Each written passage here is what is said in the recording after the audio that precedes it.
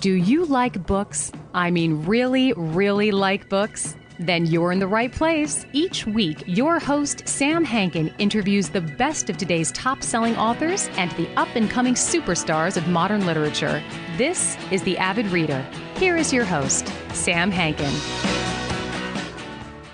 Good afternoon, everyone. Welcome to another edition of The Avid Reader. Today, our guest is Charles Baxter, who's author of The Sun Collective. It'll be published on November 17th by Pantheon. I think this is Charles' sixth novel, a very prolific career, dating back to First Light all the way back in 1987, and including The Feast of Love in 2000, which was made into a movie you might remember starring Morgan Freeman and good old Fred Ward. He's also published numerous story collections as well as nonfiction, poetry, and editing as well. So, The Sun Collective. Our protagonist, who we see through the eyes of a third-person omniscient fellow, is retired from designing bridges. His name is Harold Brettigan, and he has a close and bantering relationship with his lovely wife of decades, Alma. But things kind of start to go a little screwy, and we are joined by a president who seems oddly familiar, as well as a cast of queer, in the old sense of the word, figures who meander about the margins of our senses and then appear closer as we begin to discern a kind of method to the madness that begins to descend on them and us. So, Charles, in addition to thanking you, here we are in as strange a world as you paint, but it's also almost like saying, hey, Charles, you wrote a book about current events. Well, it wasn't my intention when I started this book to write a novel that was going to be, air quotes here, relevant to contemporary political reality. But, if you work on a novel for 5 years, it's hard for what's going on not to filter in and to make itself felt. What really got the novel started was the simple fact that I live here in downtown Minneapolis, and every day I go for walks, and if you live in a major American city, you're going to see homeless people. And I got to know some of them. I talked to a number of them. I see them with some regularity, and I gradually began to think of a story in which people are tormented in some sense by the question of what should I be doing as an individual? What should I do about the people whom I see? I mean, and in some sense, that's both a religious question, it's a spiritual question, and it's a political question. So, I mean, those were some of the elements that got it started. Well, what's funny about it to a reader is it's like, especially if you started it 5 years ago, is the world kind of caught up to your novel. And, yes. And, go ahead, sorry. I was going to say you deal with a president who's very similar to our president in many ways. And the interesting thing was Prometheus Unchained by the author who's cloaked Ayn Rand, Sally Ann Shirley. And there's actually a rationalist society like the Federalist Society that adheres to her beliefs like Paul Ryan used to do. Mm-hmm. And where did that come about from, this virtue of selfishness, this idea that you don't want to help other people because you don't want to give them a leg up, they need to do it on their own? If you're thinking of putting together a story, if you're thinking of putting together something as large as a novel, you need, I won't say that you need a villain, but you need a certain point of negative energy, something that pushes against the main part of the novel. And since the main part of the novel has to do with a group of people who are thinking about charity and thinking about good works and what they want to do for the disadvantaged, I just naturally began to think of, well, what stands against that?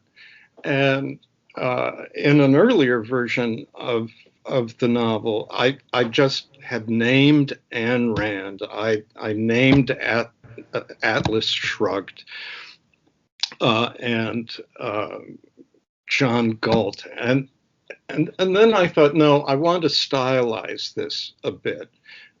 So she turned into Sally Ann Shirley, but it's still there. It's still there, and you know, the thinking of Ayn Rand in some sense goes back to American writers like Ralph Waldo Emerson. There's a long pedigree in American literature of people who are advocating self-reliance and who are, in some sense, opposed to charity. So I had a lot to go on. But it's funny though, because there you fictionalized her to a certain extent, but then your buddy Sherwood Anderson, there he is, and then then you have Timothy in Our Town, The Glass Menagerie, As You Like It, Antigone, and The Irresistible Rise of Arturo Ui, which also seems quite relevant today. Right. So you chose a lot of real things to put in there. And I was actually going to ask you, how did you choose the plays for Timothy? Did they just come into your head, or? Well, the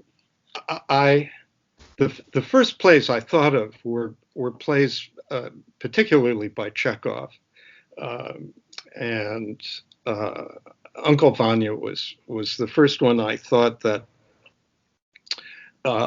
Timothy would have been in. But as I began to work on the novel, I thought that, and again, this goes back to the fact that I was writing this novel during the Trump years, that if there had ever been a playwright who had thought about politics and the rise of gangsterism in politics, it was Brecht. So sure, it was logical for me to put in The Irresistible Rise of Arturo Ui and to have Timothy, my character, be the central play. There was actually an article in the New York Times today carefully comparing Trump to Mussolini, which I've been doing for the past 4 years. Really? Was that was in the paper today? I have to look it up. Yeah, it's really good. There's a comparison to other kind of narcissistic despots as well, and then contrast how he didn't accomplish the goals that normally a narcissist accomplished during his tenure. Right. Switching, there are certain sentences in your books that shouldn't be pivotal at all, but then to the reader, at least this one, they are. And one that I picked out, and then I guess in order to sell your book, I need to ask you about the book. I always forget that. Is the sentence that discusses, why do you pick up a wine bottle and find its exterior moisture excessive? Now, to me, okay, that doesn't really mean anything, but then it does, and I have no idea why or how you do that. I probably would. I ought to be able to give you an authoritative answer for your question, and not necessarily. All I can say is that for me, ideally, when I'm fiction, I try to make my mind and my imagination as open, and I think maybe the adjective is as porous as possible, so that any idea that I have that comes to me may well end up in the novel. I hope it doesn't shock you or your listeners or your viewers when I say I have absolutely no memory of having written that sentence. So I'm telling you, and does it remind you of the sentence? I can understand if it doesn't, but yeah, the thing about it is, it's almost like, okay, this world is too much with him. You know what I mean? It's like, yes, it's just like there's so much coming in, like Sartre's nausea. It's like, right, there's just too much stuff. Too much stuff, right? Yeah, and then the other thing is, because I'm an independent bookseller, and I say this all the time, but as many people as tell us that you can't judge a book by its cover, everyone who comes into my bookstore judges every book by its cover. And it's a great cover. It has this idea that, whether you're interested in science fiction or fantasy or something out of the realm of the ordinary, it's a great cover. So I was wondering whether you got a chance to vet it, whether they gave you, a bunch of different covers you could have looked at. I did have a chance to vet it.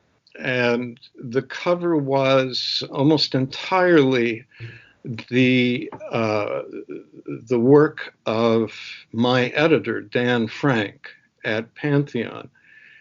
And Dan had been thinking about what was in the novel, and he had seen a Renaissance painting, and I'll have to ask him which one it was, in which there is a halo around the sun, and he got it into his head that would be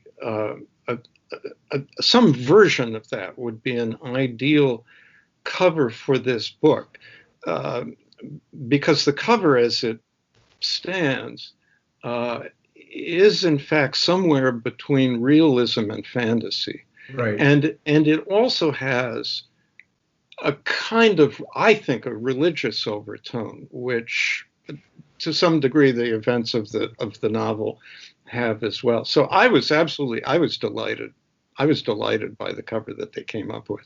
Yeah, and it's going to do really well on the front table of our store, because I just watch people come in and go, oh, that's a nice cover, that's a nice cover. And then my daughter, who's a really good hand seller, she comes out from behind and goes, you have to buy this, book. Yeah. And the other thing as a bookseller I'm interested in, because this is the second thing that people do, is they look at the epigraph.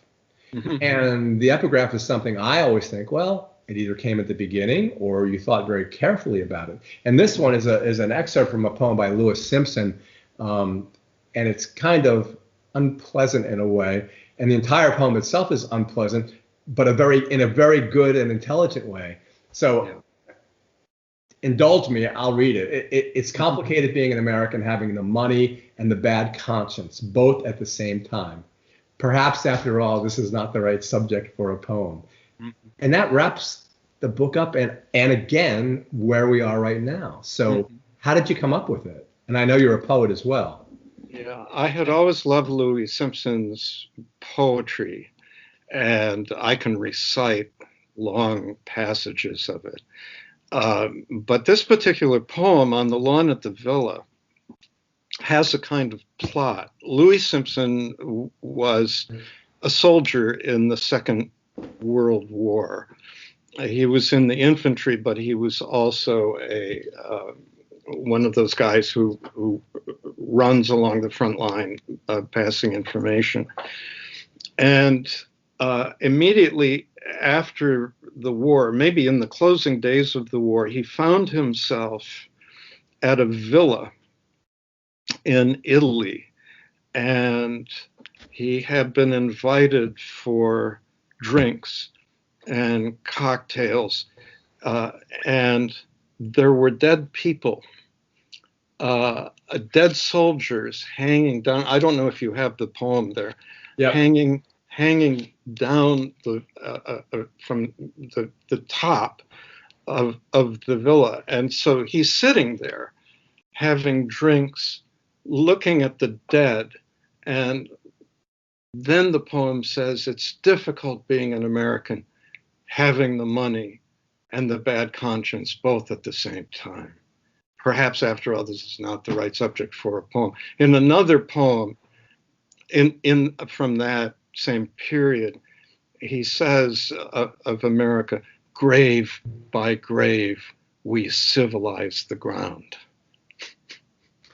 A wonderful poet. He's not much read anymore, but I had those lines had stuck in my head for years, and I thought, by God, I'm going to put them at the front of my novel. It's funny because the interview I'm doing right after this one is by a guy named Jacob Goldstein, who works for NPR, and his book is called Money, the True Story of a Made-Up Thing. It's a great title. Yeah, it's this mass fiction that doesn't even exist. Yeah. Okay, so I'll let you go. Tell us a little bit about your book.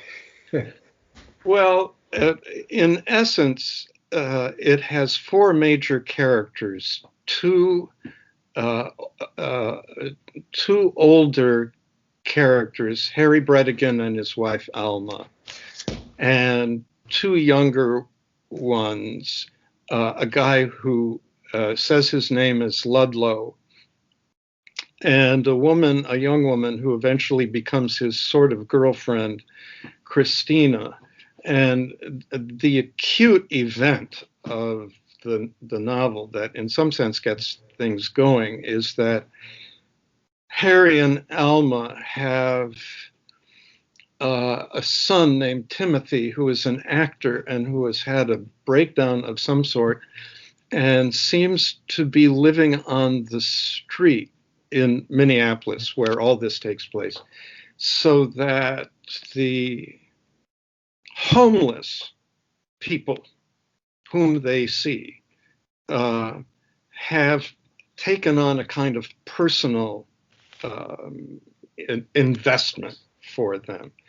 And they gradually become involved with a social organization called the Sun Collective, which begins as a kind of neighborhood organization with a free store and garden plots, and they're thinking of starting a bank and so on. And Harry and Alma come to meet Christina and Ludlow through the Sun Collective. And it's also through the Sun Collective that they meet up again with their son.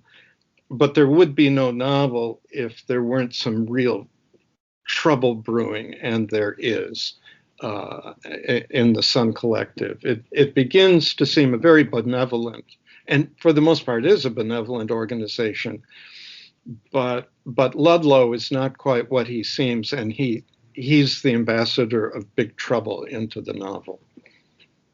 And what's really interesting is you have the man in the trilby hat.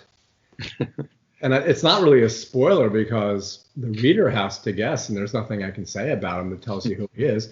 But with the glasses that not are foggy, but are somehow opaque, but not.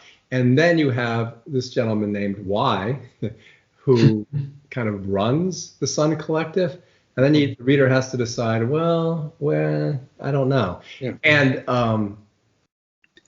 the gentleman in the trilby hat is kind of for the sake of a better word, like a seer or a fortune teller, or a doctor, whatever he's a doctor of. What was he a doctor of again? Psycho.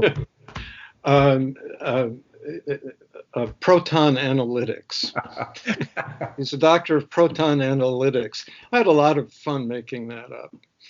Yeah, I can imagine. The doctor and Y, along with other elements in the novel, are meant to convey to the reader that the book you're reading is partly based in realism, but some of it isn't. It's a kind of wonderland. Yeah, like a lot of your books. Yeah.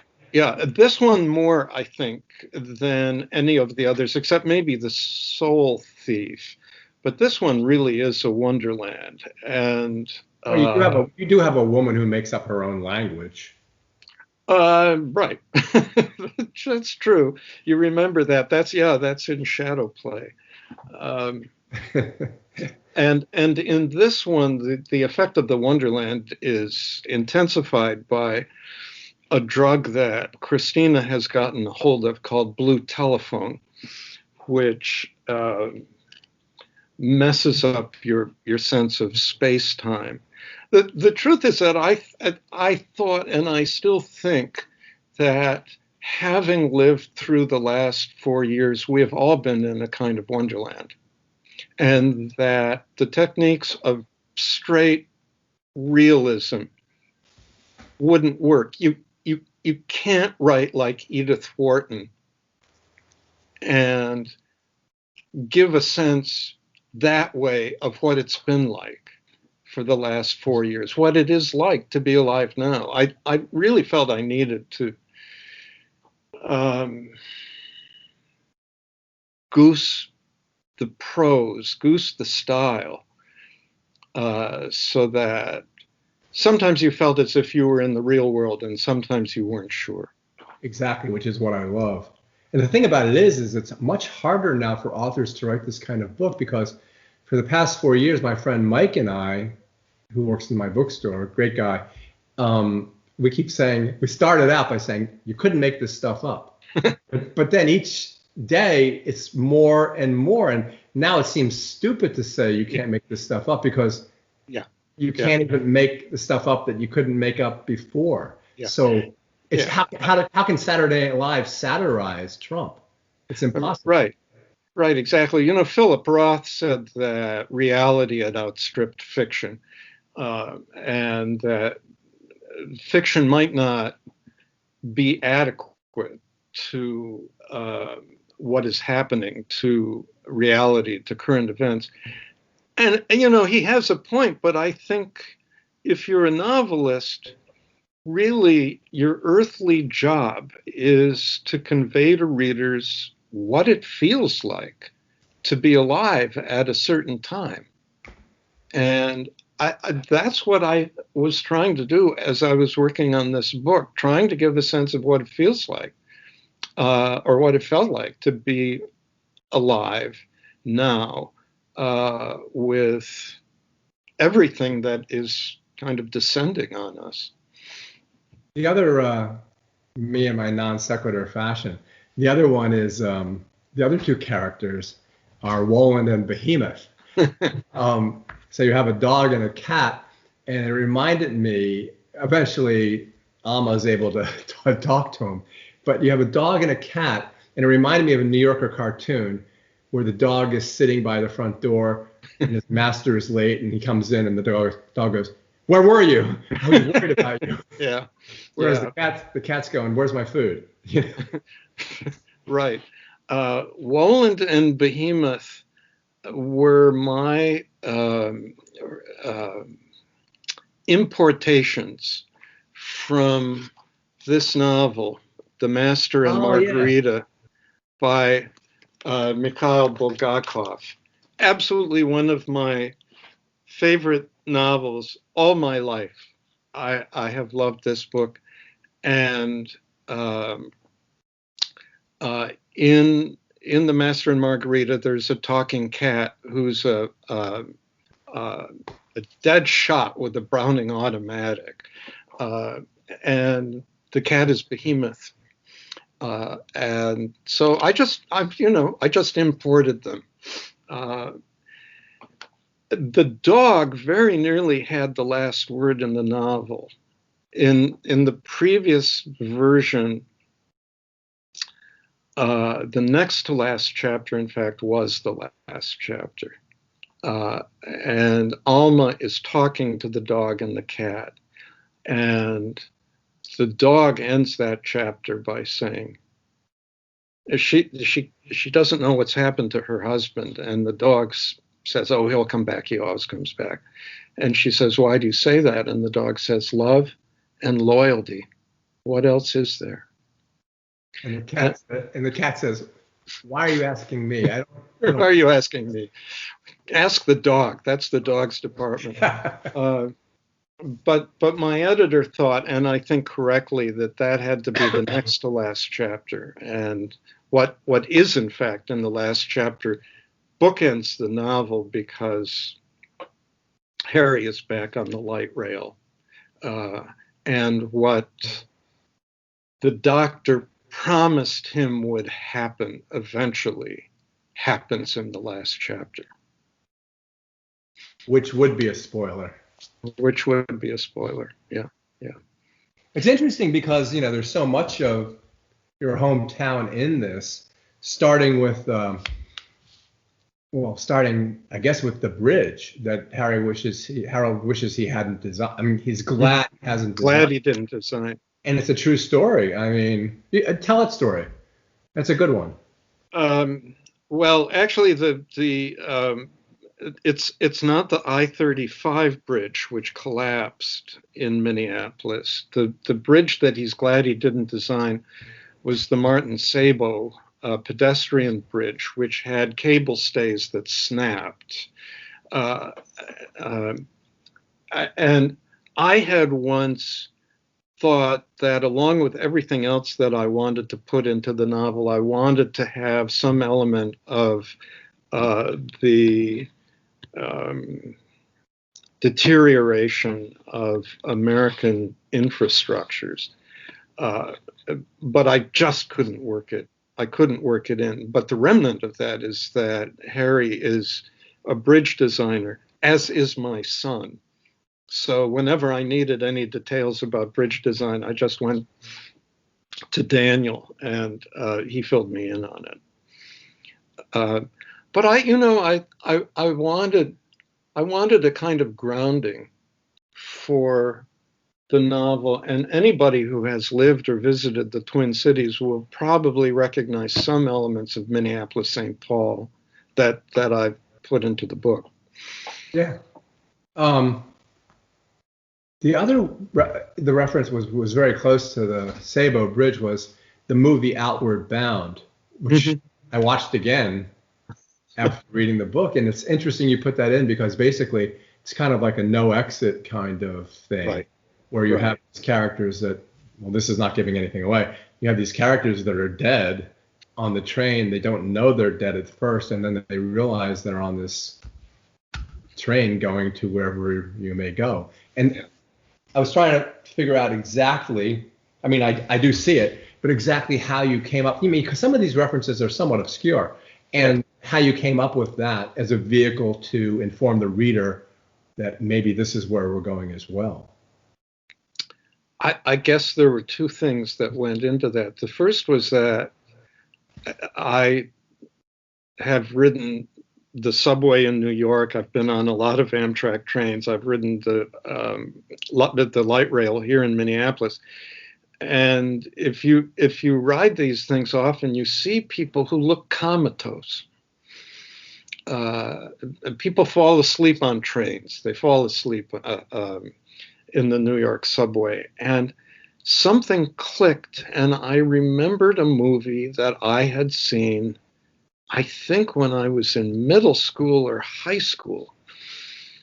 And I remembered it as being a black and white film with very rudimentary sound. And I remembered that it had been called Outward Bound. And it was about these people who were on an ocean liner, and they had no idea how they had gotten on it or where they were going. And, you know, the process of writing fiction is often a process just of association. And I thought, I'll just get Outward Bound into this book, and then I'll have to explain what it is.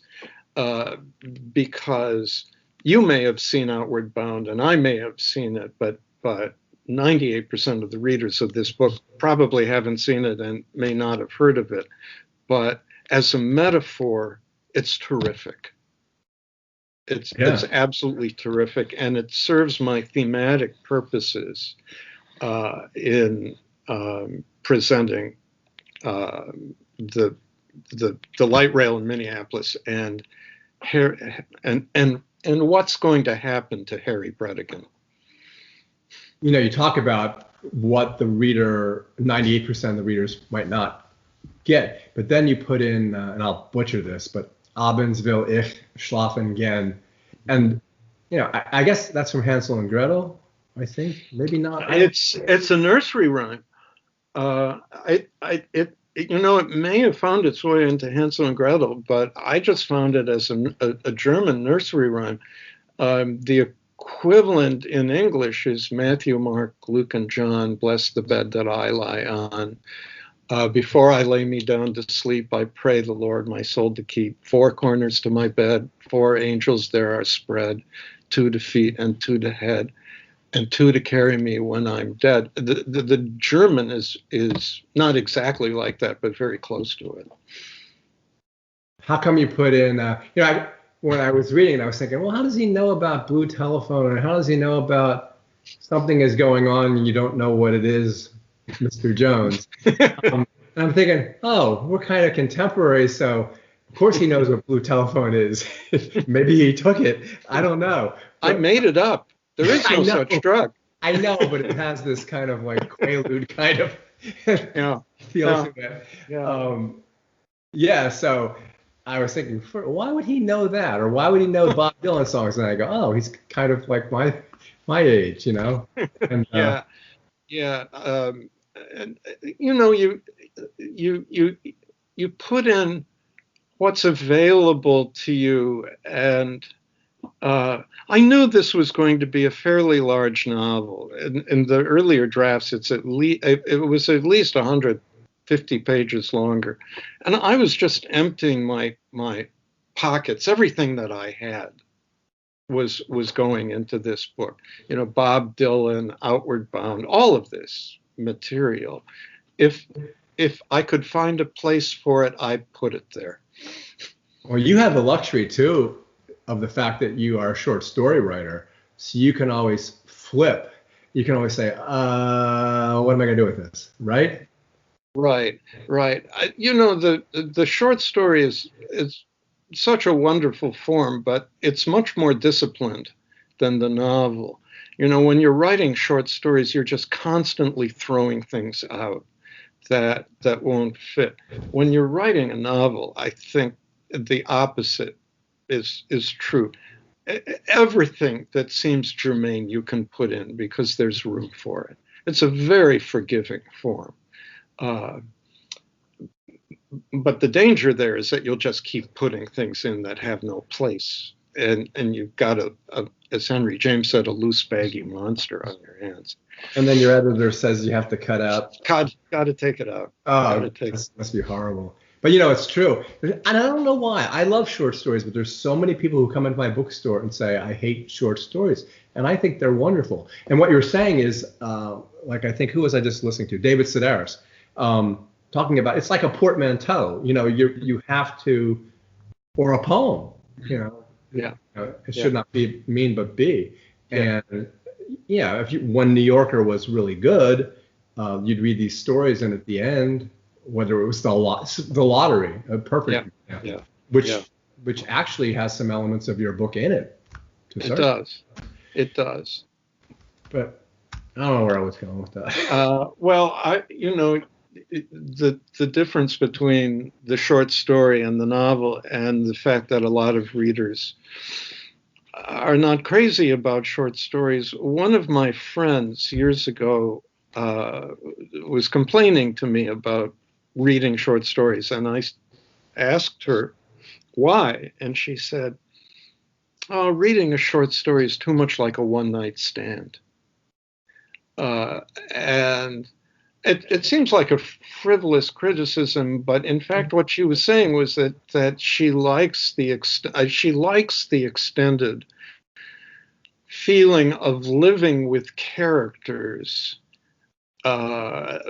maybe for day after day after day that you're reading a longer book. I mean, when you're reading Anna Karenina, you're really getting to know Anna and her husband and Vronsky and Levin and Kitty. There are all of these people, and you're living with them day after day. There's a real pleasure in that.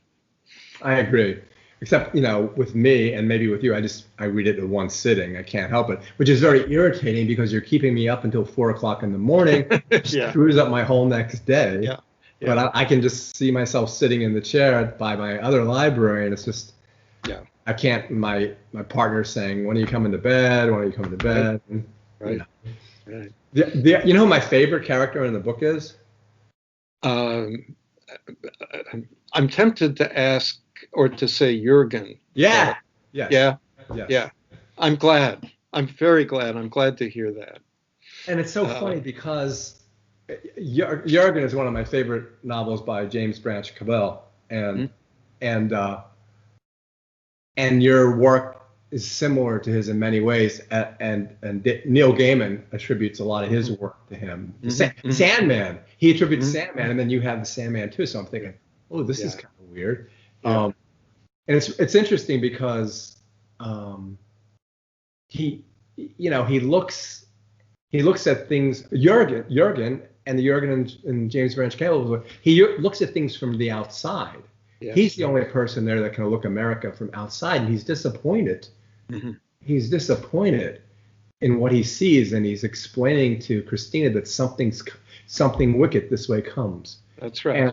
But then the question he asked, is Trump a mesmerist? Mm-hmm. Which goes to that article today in the Times. Yeah. So is Trump a mesmerist, like the president in your book? It's a crazy question. It's a great question, and I wouldn't really presume to have an answer for it, because if he's a mesmerist, if he's put people under a spell, I can only speak to that from the outside, because he never put me under a spell. But there's 71 million voters who I think did fall under his spell, despite everything they may have known about his character. I loved Jurgen.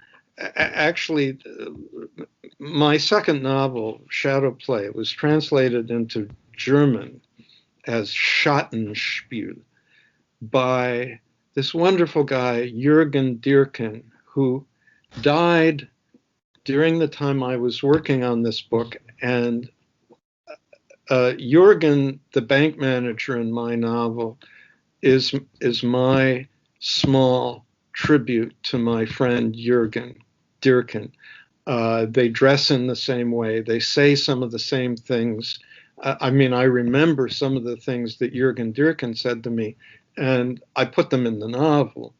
I also attributed to him some things that I never heard my friend Jürgen say. But you're exactly right.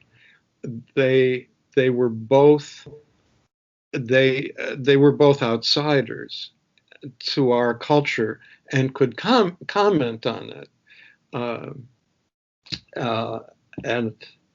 I think it was Jürgen who said to me that his grandmother had referred to Hitler as a mesmerist, and he was very unhappy about that.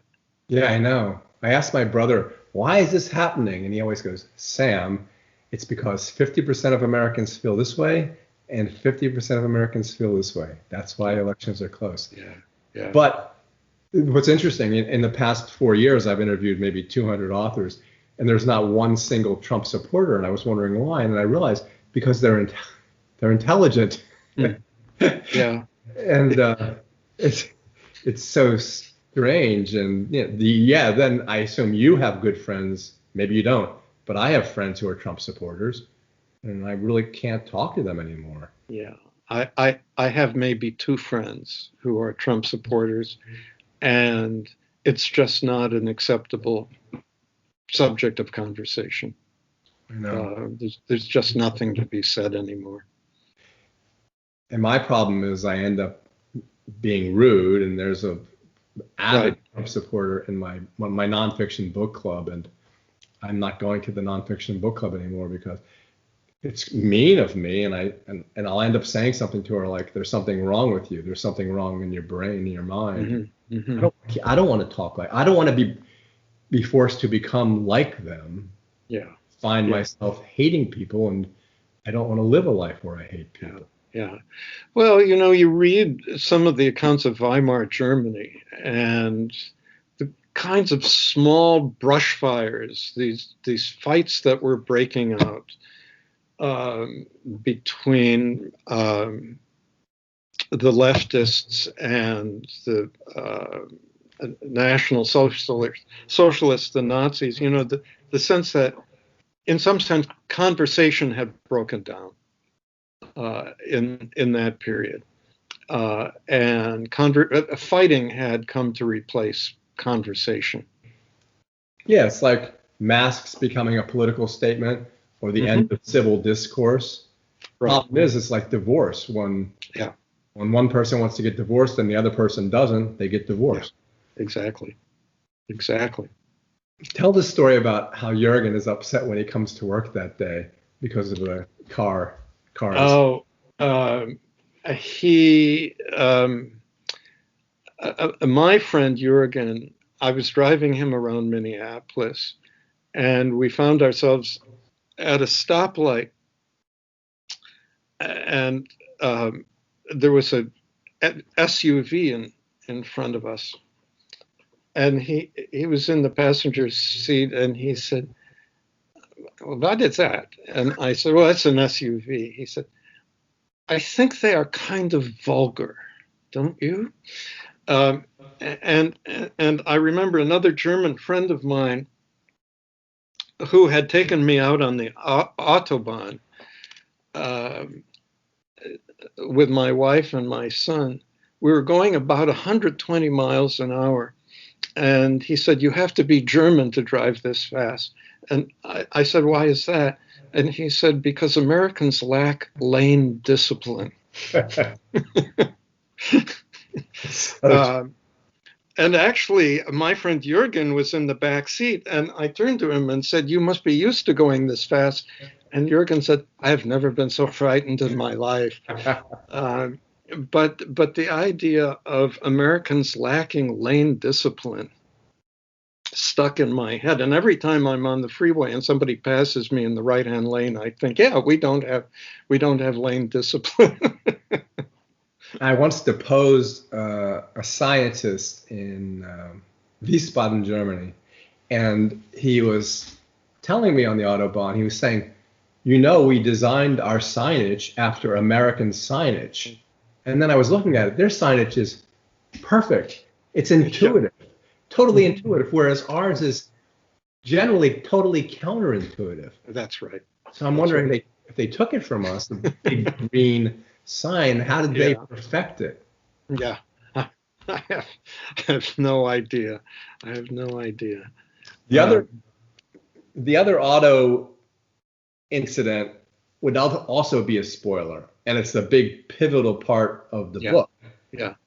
And Christina is a very interesting character because when she comes to dinner with them, or when they kind of assist Alma when she has her incident with the mirror in the stream, Christina seems aloof and, like as you said, sometimes just looking at things as if this is so boring.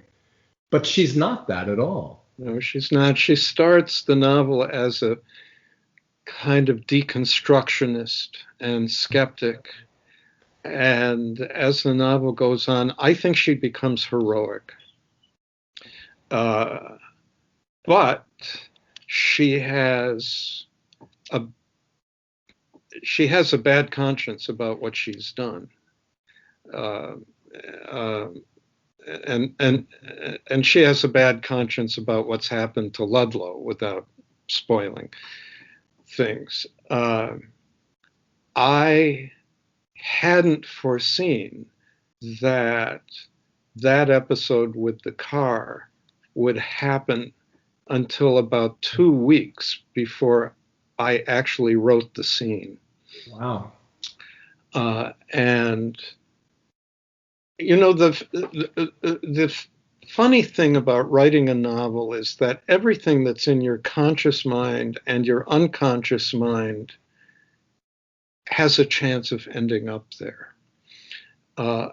And what happens to Christina and Ludlow in that car more or less came to me as I was falling asleep one night. And the chapter in which it happens feels a bit like a dream, but it isn't. It's what actually has happened. Go ahead. Sorry. It's very well planned out, but it does feel like a dream. Yes. Yeah. And the sentences are different from the sentences in much of the rest of the book. The prose is written in that chapter as if you're going 80 or 90 miles an hour.